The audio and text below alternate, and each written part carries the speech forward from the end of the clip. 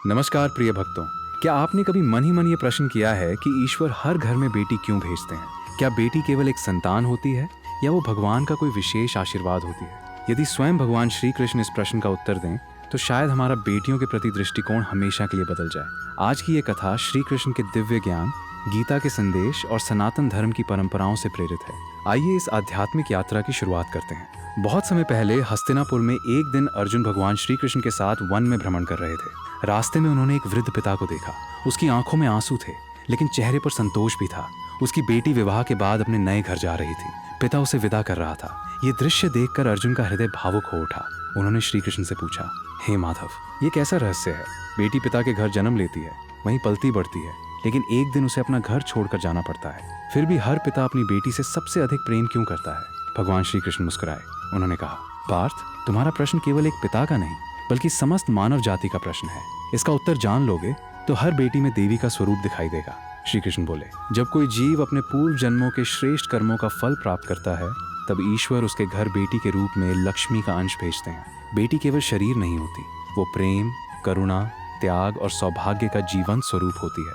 अर्जुन ने फिर पूछा, हे केशव, यदि बेटी लक्ष्मी का स्वरूप है तो कुछ लोग बेटी के जन्म पर दुखी क्यों हो जाते हैं?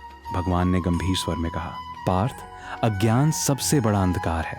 जो लोग केवल धन और वंश को देखते हैं वे आत्मा के सत्य को नहीं पहचान पाते।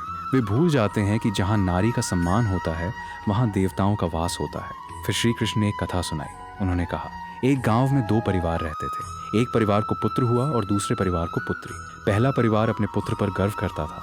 दूसरा परिवार अपनी बेटी को ईश्वर का प्रसाद मानकर प्रेम से पालता था। समय बीतता गया। पुत्र बड़ा होकर माता पिता से दूर चला गया। धन कमाया लेकिन माता पिता के लिए समय न निकाल सका। दूसरी ओर बेटी विवाह के बाद भी हर सुख दुख में अपने माता पिता के साथ खड़ी रही। उसने कभी अपने कर्तव्य से मुंह नहीं मोड़ा।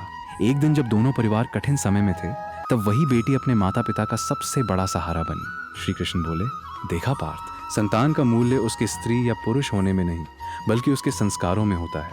अर्जुन ने सिर झुका लिया। श्री कृष्ण आगे बोले, बेटी उस दीपक की तरह होती है जो दो घरों को प्रकाशित करती है। वो अपने पिता के घर को प्रेम देती है और विवाह के बाद अपने नए परिवार को भी संस्कारों से भर देती है।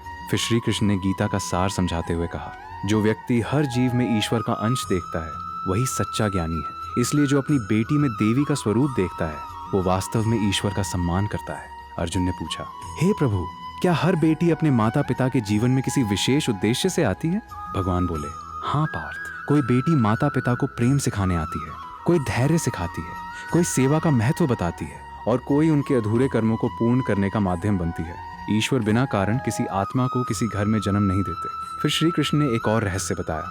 उन्होंने कहा, जब एक पिता अपनी बेटी की रक्षा करता है, उसका सम्मान करता है और उसे शिक्षा तथा संस्कार देता है तब वो केवल अपना कर्तव्य नहीं निभाता बल्कि ईश्वर की सेवा करता है। उन्होंने आगे कहा, और जब वही बेटी अपने माता पिता का सम्मान करती है तब उसका प्रत्येक शुभ कर्म पूरे परिवार के लिए पुण्य का कारण बनता है। अर्जुन की आंखों में आंसू आ गए। उन्होंने कहा, हे गोविंद, अब मैं समझ गया कि बेटी केवल परिवार का हिस्सा नहीं होती बल्कि ईश्वर का विश्वास होती है। श्री कृष्ण मुस्कुराए और बोले, पार्थ, याद रखो, जिस घर में बेटी की हंसी गूंजती है वहाँ सकारात्मक ऊर्जा का प्रवाह बना रहता है। जिस घर में उसका सम्मान होता है वहाँ सुख, शांति और समृद्धि धीरे धीरे स्वयं चली आती है। उन्होंने ये भी कहा, लेकिन केवल बेटी का जन्म ही पर्याप्त नहीं है।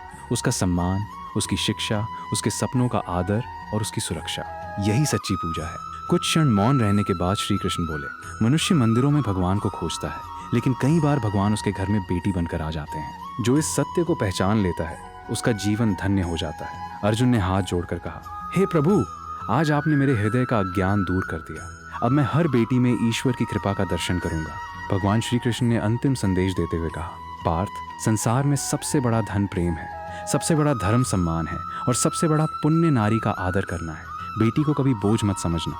वो ईश्वर का सबसे सुंदर उपहार है जो केवल भाग्यशाली लोगों को मिलता है। प्रिय भक्तों, ये कथा हमें यही सिखाती है कि बेटी किसी परिवार पर बोझ नहीं बल्कि ईश्वर का आशीर्वाद है। उसका सम्मान करना, उसे प्रेम देना, उसे आगे बढ़ने का अवसर देना ही सच्चा धर्म है।